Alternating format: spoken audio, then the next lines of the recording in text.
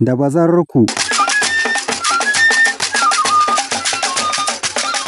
Masu sauraro barkanmu da sake saduwa da ku a cikin wani sabon shirin namu na da bazarku na wannan makon. A yau ma dai shirin namu zai sake leƙawa jihar Bauchi ne, inda wakilinmu ya tattauna da Dr. Rufai Abdu Daci, shugaban asibitin Federal Medical Center da ke garin Misau, domin jin irin ci gaban da aka samu a wannan asibiti kasancewarsa sabo ne. To sai dai shugaban asibitin ya fara da tarihinsa a takaice, ga tattaunawar tasu da wakilinmu Muhammad Umar Bauchi. Assalamu alaikum wa rahmatullahi wa masu sauraro barkamu da wannan lokaci. Sunana Dr. Rufai Daci, ni ne shugaba wato medical director na wannan sabon asibiti na Federal Medical Center da ke garin Misau. To ranka da zamu ce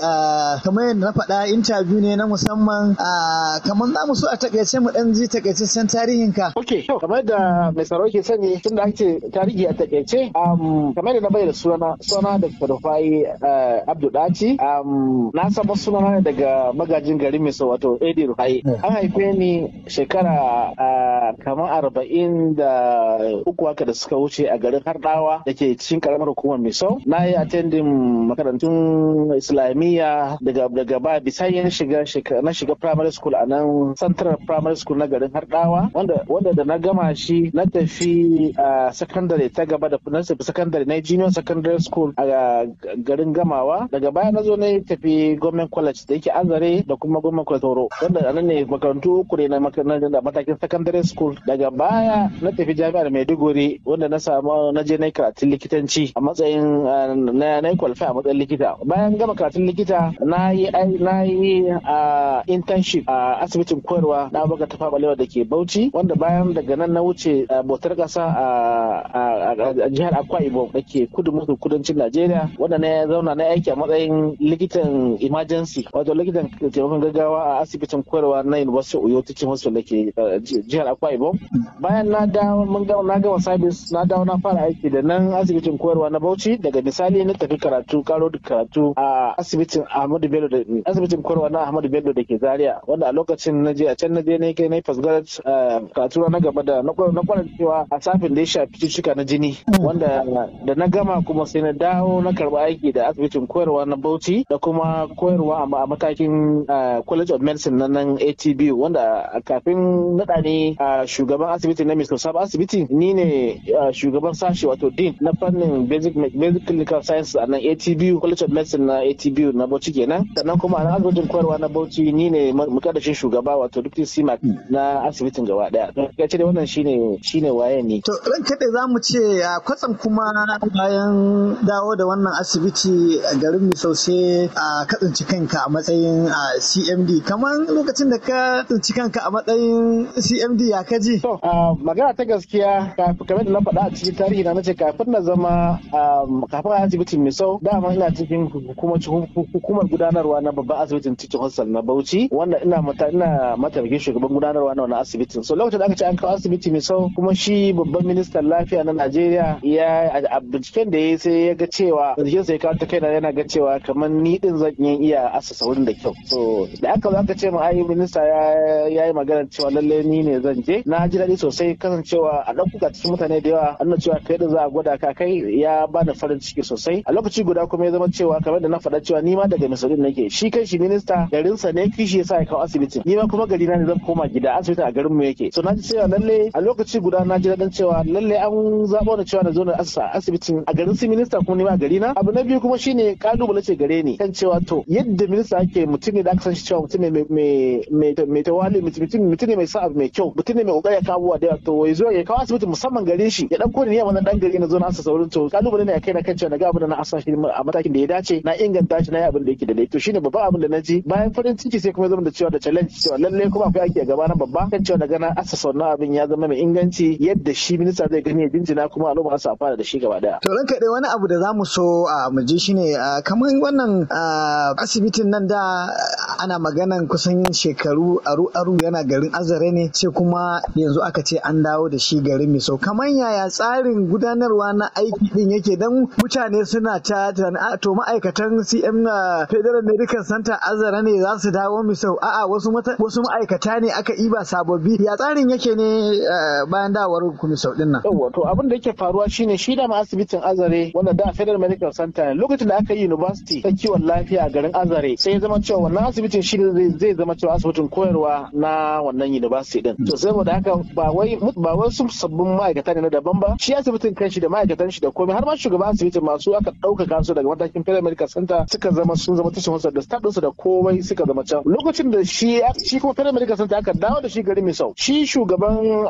ministan lafiya da walwalar jama'a Professor Muhammad Ali Fate sai ya yi nemi konsen ɗin gwamna, ya ne suka magana da gwamna cewa yana so a kawo General Hospital na Misau a mai da shi a assasa shi ya zama cewa shi ne zai taso ya zama Federal Medical Center na Misau. A lokacin aka yarjejeniya da gwamna ya amince cewa zai ba da wannan asibitin Federal Medical Center a Federal Government ta dauke mai asibitin ya zama cewa shi ne Federal Medical Center da ginin asibitin da kayan aikin asibitin da ma'aikata asibitin gaba ɗayan su aka sa hannu aka yarjejeniya tsakanin cewa gwamnatin jihar ta miƙa shi wa gwamnatin tarayya, aka sa hannu tsakanin gwamna Bala Abdulkadir Muhammad da kuma shi ministan lafiya da walwalar jama'a Professor Muhammad Ali Fati. Daga lokacin ya zama asibitin an miƙa shi zuwa gwamnatin tarayya. To ma'aikatan jihar nan su muka ɗauka muka fara aiki da su, wanda daga baya muka zo yanzu da muke kokarin za mu ƙara bunƙasa shi mu buɗa shi mu kawo sabbin ma'aikata na daban kuma. To wannan wuri sabo ne, kamar a zuwa yanzu yanayin facilities na asibiti ne da ya kai matakin babban asibiti, kamar ya facilities din kamar me ake bukata yanzu daidai wannan gaba asibiti din ya kasance ya zama kamar yana bogayya da sauran asibiti irin sa, tunda wurin nan sabo ne kuka dawo yanzu. Haka ne, wato kamar da na bayani asibitin farko ka san shi mataki ne na kiwon lafiya. Akwai abin da muke cewa mataki na lafiya daga farko wato primary health care centers, akwai mataki na biyu secondary health care kamar su ne general hospital kenan, akwai matakai na uku su ne kamar su ne Federal Medical Centers da kuma teaching hospital. To haka shi asibitin Misau da a mataki na biyu yake shine general hospital ne, yanzu kuma ya koma mataki na uku wanda shine ya zama Federal Medical Center. Shi kuma Federal Medical Center yana zama ne kan ginsire guda uku. Na farko akwai ingantaccen bada kiwon lafiya da shi ake clinical service. Na biyu akwai maganar training wato koyar da ma'aikatan jinya. Na uku kuma shine akan abin bincike wato research. So lokacin da muka zo zaka ga cewa shi asibitin Misau a da general hospital asibiti ne da kawai irin kamar da general hospital ne ba wasu manya abu a cikin shi gaskiya. Kayan aikin ba kamar na babban asibiti na Federal Medical Center ba, su kansu ma'aikatan ma ba kamar yadda na babban asibiti ba. Amma da muka zo mu da da Federal Government tana tsari, akwai tsari ta dauko shi na cewa akwai yadda zaka dan samu ka samu ma'aikata ingantattu. Mun samu ma'aikata daga asibitin koyarwa na Bauchi, mun samu daga Gombe, mun samu daga Ningi da ma asibitin da Azare kanshi. Da su muka zo muka asasa tubalin ba da aiki ma asibitin Federal Medical Center mai so. Shi a lokaci guda kuma shi ministan lafiya ya ba mu ya nemo mana wani hanyar da za mu samu kayan aiki. Mun saka kayan aiki da wanda ya wuce matakin general hospital ya koma Federal Medical Center. So mun fara da wasu kayan aiki da muka fara su wanda zai tafi cewa zai gogayya da sauran abokan ayyukan mu sauran asibitoci irin mu. Misali in ka dauki harka na hanyar wankin koda, ka san dai a hanyar koda ba a samun wankin koda a asibitin da yake kasa da Federal Medical Center ko teaching hospital. So daga zuwa yanzu muna da dialysis machine wanda wankin koda guda uku kuma ana aiki da su. Mun dade da lokacin da wani activity kuma an da fara shi. Akwai irin su da akwai maganar special care baby unit wato wurin kula da yara jarirai wanda wanda suke cikin kwalba ko ake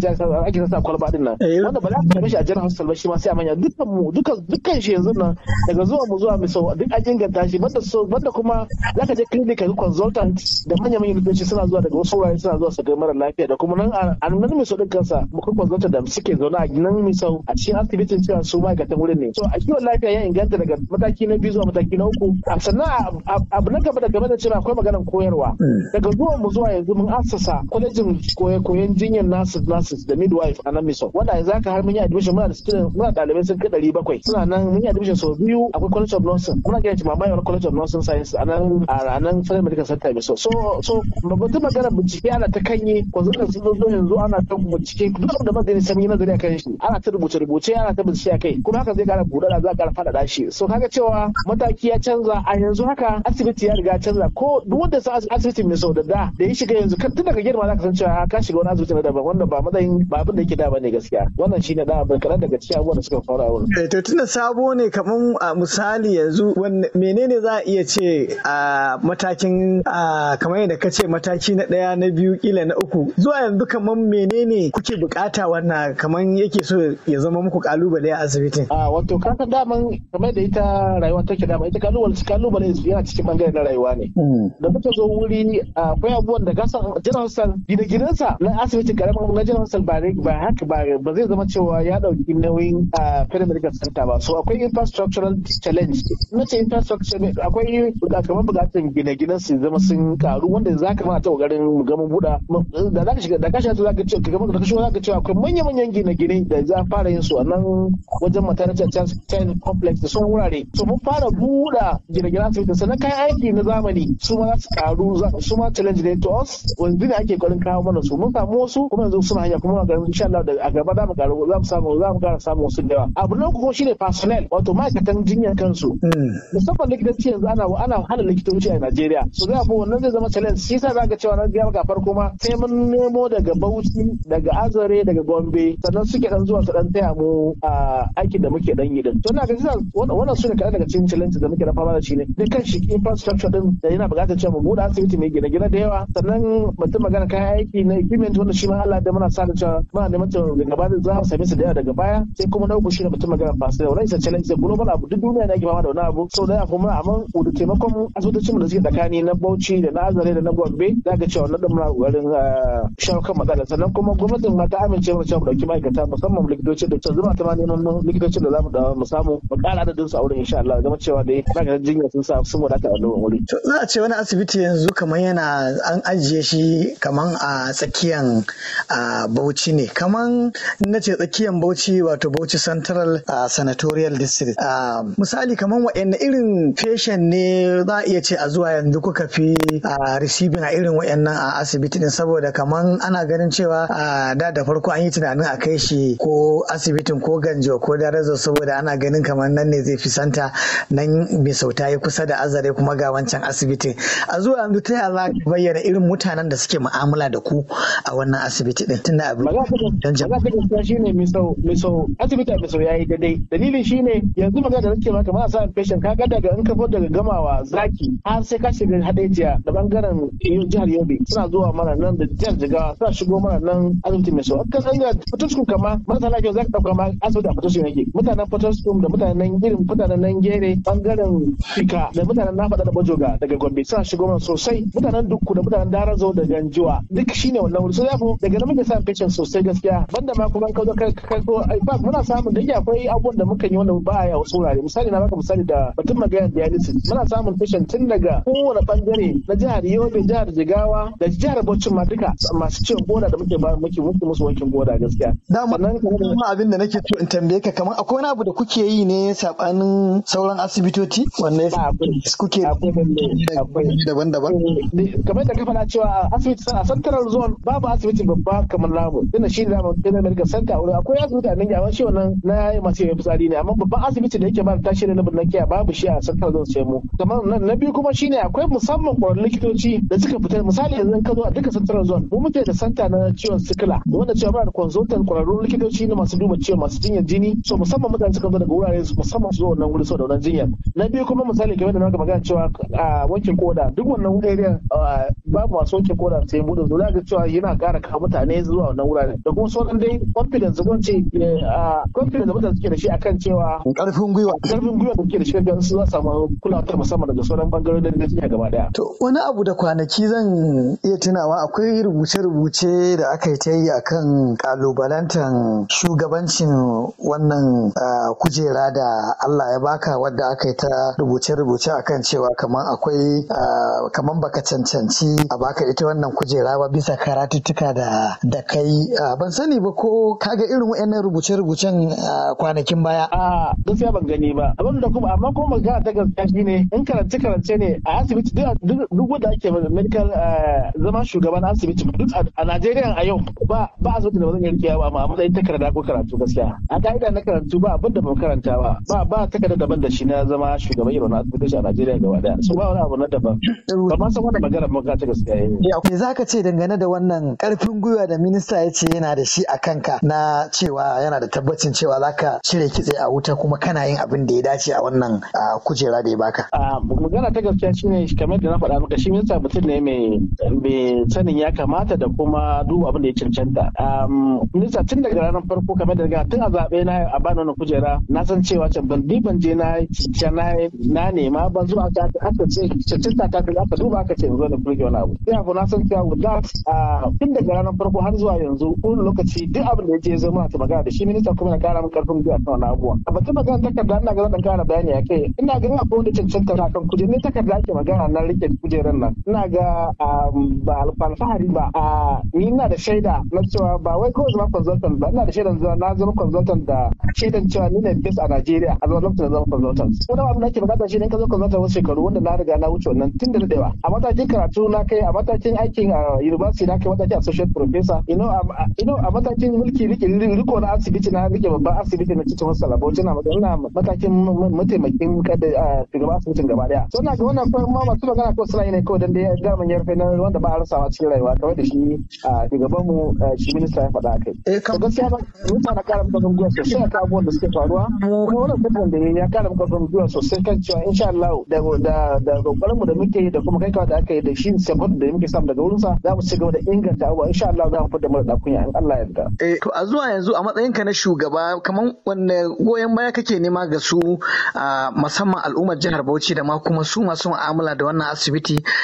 kamar yadda ka faɗa tun na waje ne sabo dole kila akwai su abubuwan da za a muku uzuri. Kamar da na faɗa wuri sabo ne za a hankali ne ba da za a ce ko yaro daga farko a kai shi zai mutu ya fara da ya tashi ya gudu ya yi firi ko ya tashi ya wani abu yau ko a hankali ke zuwa duk yamma da ake ne abu tafi daidai dama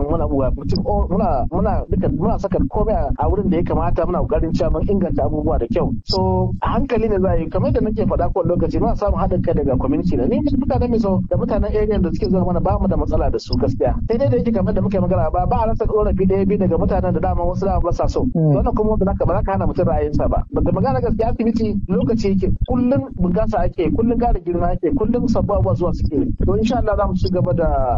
irin rage mutanen shine su ci gaba da ba mu haɗin kai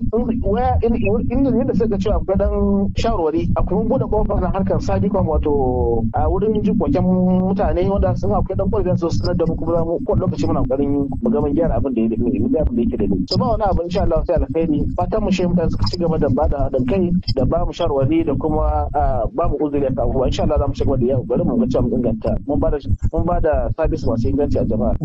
to daga ƙarshe CMD daga baka wannan kujera zai yanzu kai karan kanka misali wacce nasara zaka iya ce ka samu alhamdulillah mun samu nasarori da yawa gaskiya